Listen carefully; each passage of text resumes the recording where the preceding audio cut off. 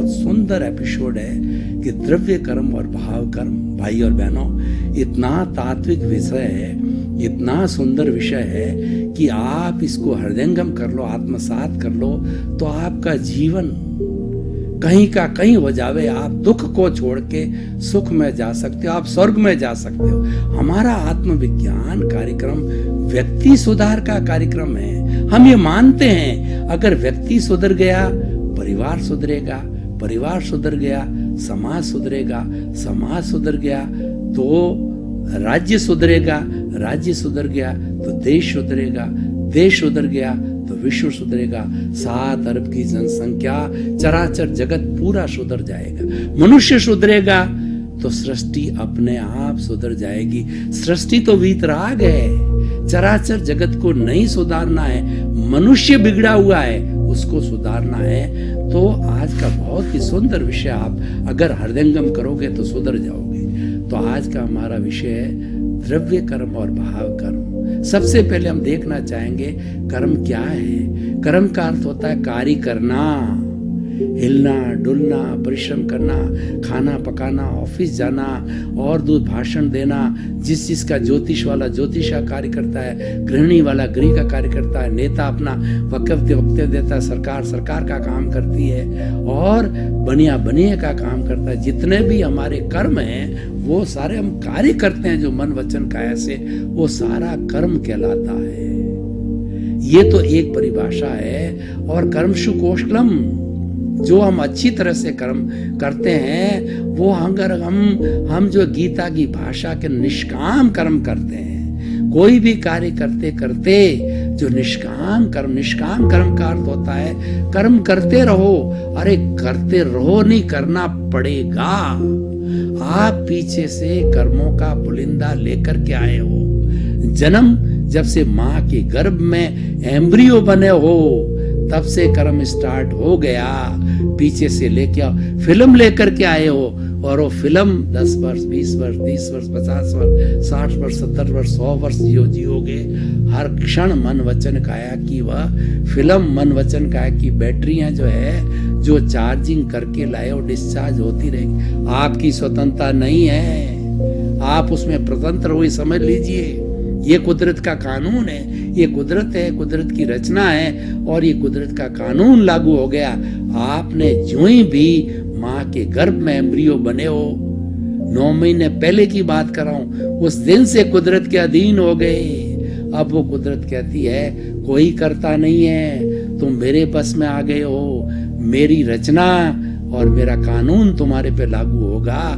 लेकिन मनुष्य जब भीतर तो लटकता है, माँ के पेट में जब कहता है प्रभु खट्टी डकारें, इतना खून, इतनी गंदगी, इतनी गर्मी मैं सहन नहीं करता, मुझे जल्दी बाहर निकाल और मैं आपकी भजना करूंगा। बाहर आता है तो चकाचौंध राग द्वेष की देखता है तो और फिर उस जो है कहना चाहिए उस माया में वो लुप्त हो जाता है, पंचेंद्रिय सुख में लुप्त हो जाता है, वो जीवात्मा बना रहता है। तब वो सब भूल जाता है और फिर वापस सृजन करता है। लेकिन ये देखिए द्रव्य कर्म क्या होते हैं और भाव कर्म क्या थे। यानी जब आप माँ के गर्भ में आते हो और पिछले जन्म में एक्स रहे हो, मान लीजिए मनुष्य रहे, मैं तो सोहन राज नाम हूं, पिछले जन्म में मोहन राज नाम रहेगा। तो मोहन राज नाम के व्यक्ति ने पूरे जन्म भर जितने कॉजेस डाले, जितने भाव बनाए, जितने राग द्वेष के अधीन रहा और वो सब इकट्ठे हो गए, वो इकट्ठे होकर के कॉजल बॉडी बन गई। ये जन्म जन्मांतर से हर आत्मा अपनी पूरी संपत्ति साथ लेके चलती। देखिए एक आत्मा ये शरीर छोड़ के दूसरे शरीर में जाती तो क्या जाता है, कैसे जाता है, उस गति को एक शरीर में जो ही यहाँ से मृत्यु हुई, दूसरे जन्म में आत्मा जो जन्म लेती है उसको अंतराल गति कहते हैं। तो वो साथ क्या लेके जाती है, जो धन दौलत संपत्ति करोड़ों कमाई और उसमें पति पत्नी भाई बहन नहीं, सारा छोड़ के चले जाती है। जो उसने कॉजेस डाले हैं, जिसने राग द्वेष के कॉज डाले हैं, पुण्य पाप के कॉज डाले हैं, जितना जितना ज्ञान का सेवन किया है, वह कॉजल बॉडी कर्म शरीर एक वो साथ जाता है। पर वो कर्म शरीर तो वेयर हाउस है, वो अपने आप गति नहीं करता है, तो कौन गति करेगा, कैसे आत्मा जाएगी। और आत्मा प्योर जो ये कराने वाली वो विशुद्ध है, वो अक्रिया है, वो अशरीरी है, वो कुछ नहीं करती, वो तो ज्ञाता दृष्टा है, कोई भाव नहीं मिलाती है। तो कराने वाला जो है ये कॉजल बॉडी और प्रेजेंस आत्मा के बिना नहीं होती।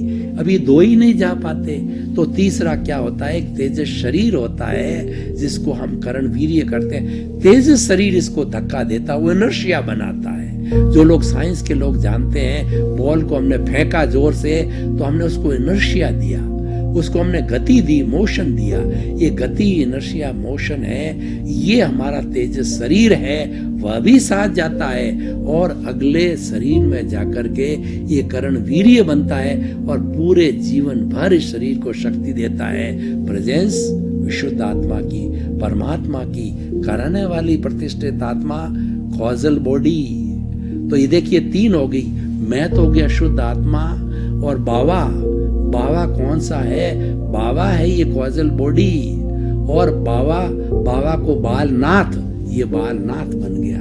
ये कहावत मैं और बाबा बालकनाथ, ये बालकनाथ बन गया, ये कहावत है। तो ये ऐसा चलता रहता चक्र।